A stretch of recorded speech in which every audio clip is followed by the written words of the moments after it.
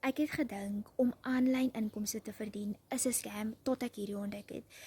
Ek het so moeg geword van elke keer voor ek winkel toe gaan in my bankrekening kyk, is die geld wat ek het genoeg en om in die winkel op te tel om seker te maak dat die goed nie oor die geld is wat reeds in my bankrekening is nie.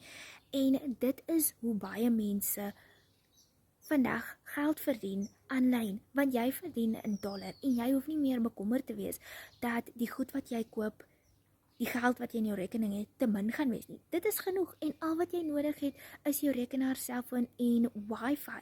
En nou dink jy moet eintlik net meeste van die tyd jou rekenaar gebruik? Nee, meeste van ons gebruik eintlik net ons selfone.